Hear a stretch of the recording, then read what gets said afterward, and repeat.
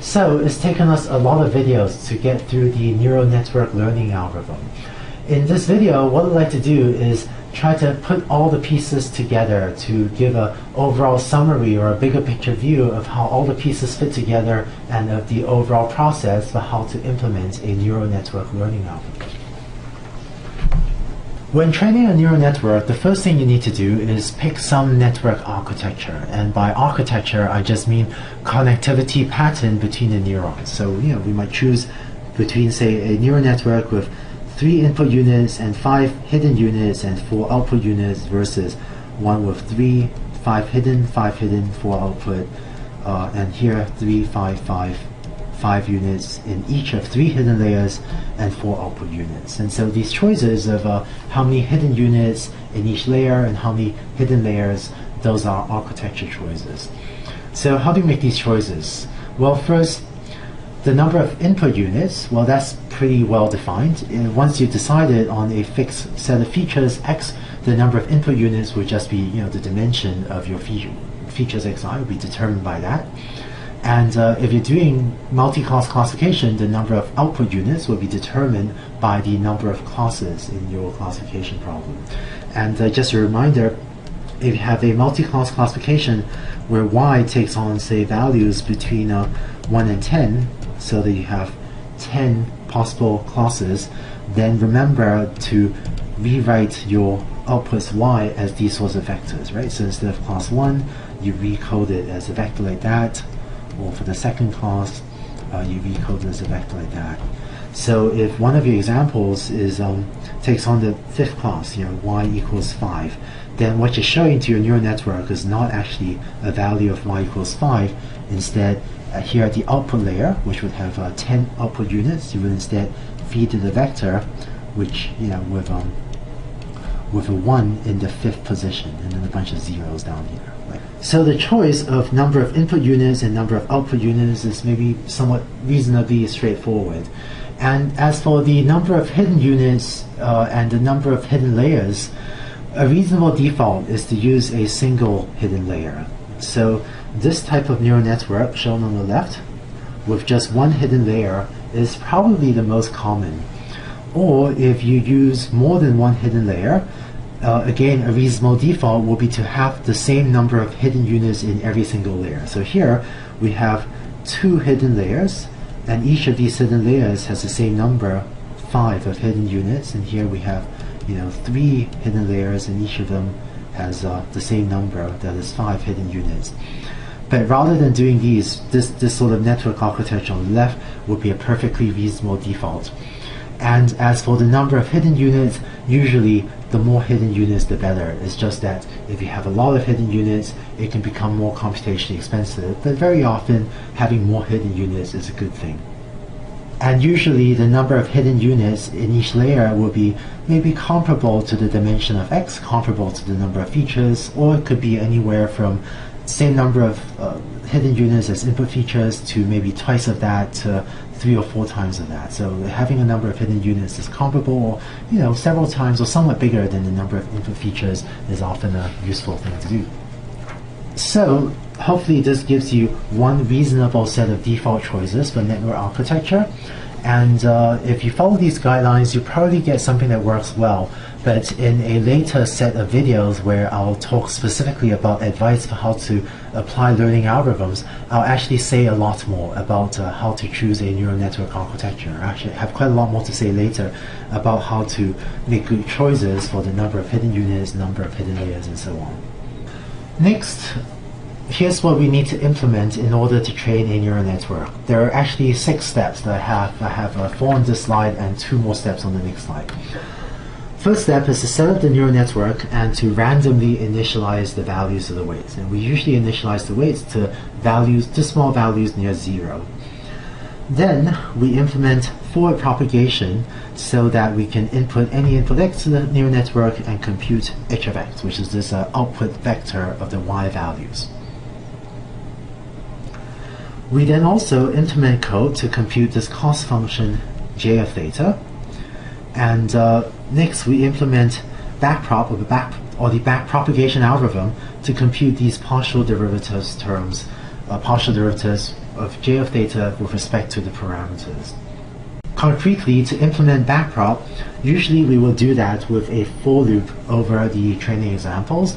Some of you may have heard of frankly, very advanced vectorization methods where you don't have a for loop over the M training examples, but the first time you're implementing backprop, there should almost certainly be a for loop in your code where you're iterating over the examples, x1, y1, then so you do forward prop and back prop on the first example, and then in the second iteration of the for loop, you do forward propagation and back propagation on the second example, and so on until you get through the final example. So there should be a for loop in your implementation of backprop, at least the first time you're implementing it.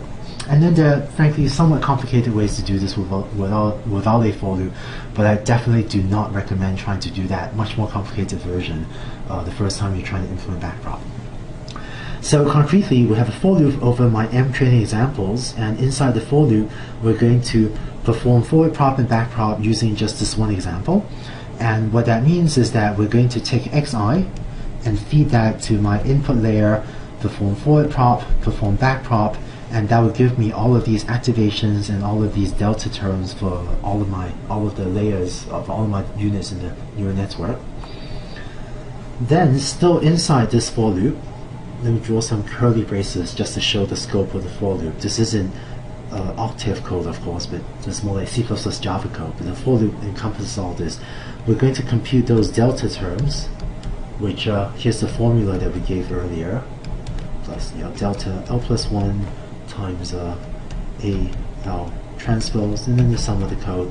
And then finally, outside the for loop, having computed these delta terms, these accumulation terms, we would then have some other code, and then that will allow us to compute these partial derivative terms, right? And these partial derivative terms have to take into account the regularization term lambda as well. And so those formulas were given in an earlier video. So having done that, you now hopefully have code to compute these partial derivative terms. Next, in step 5, what I do is then use gradient checking to compare these partial derivative terms that were computed. So compare the versions computed using backpropagation versus the partial derivatives computed using the numerical estimates, that is, using numerical estimates of the derivatives. So do gradient checking to make sure that both of these give you very similar values.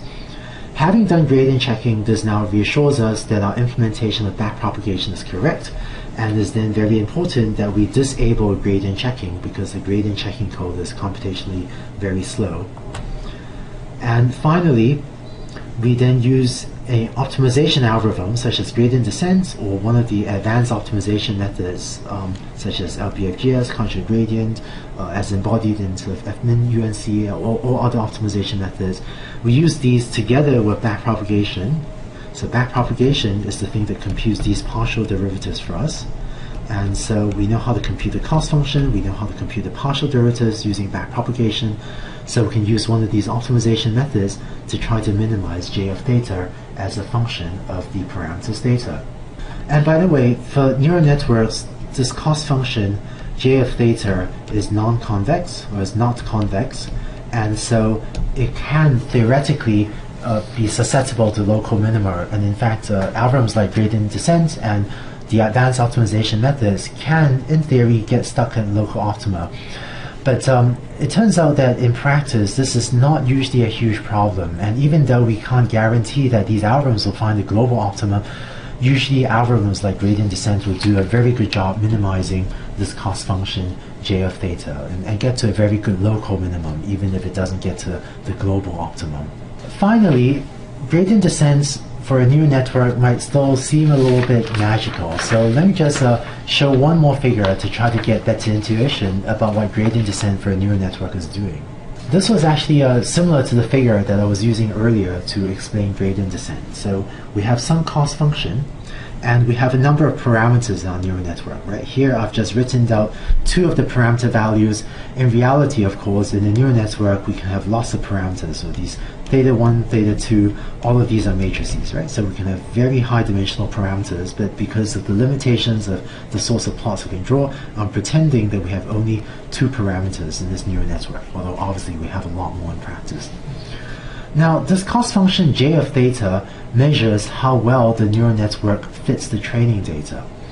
So if you take a point like this one, down here, that's a point where j of theta is pretty low, and so this corresponds to a setting of the parameters. There's a setting of the parameters theta where, for most of the training examples, the output of my hypothesis, that's maybe pretty close to yi, and if this is true, then that's what causes my cost function to be pretty low.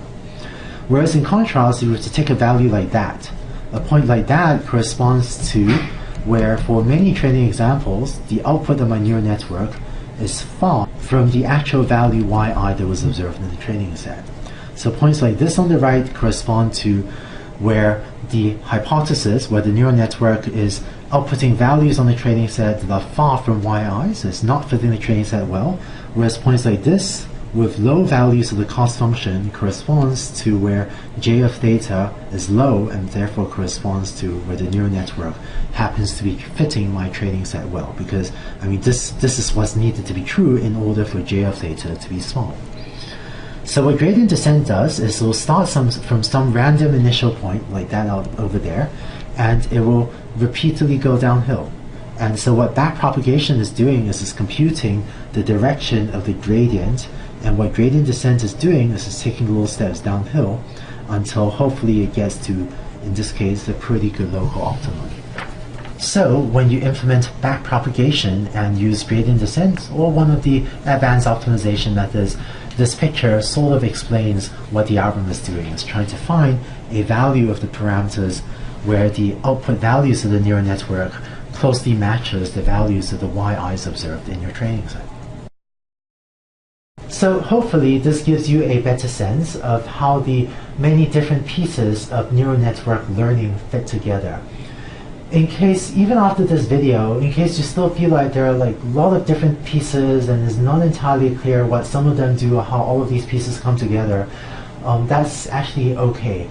Neural network learning and backpropagation is a complicated algorithm, and even though I've seen the math behind backpropagation for many years and I've used backpropagation, I think very successfully for many years, even today I still feel like I don't always have a great grasp of exactly what backpropagation is doing sometimes and of what the optimization process looks like of minimizing j of theta.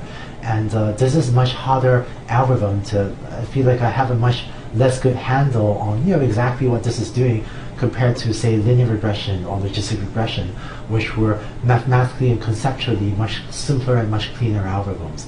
But so in case you feel the same way, that's actually perfectly okay.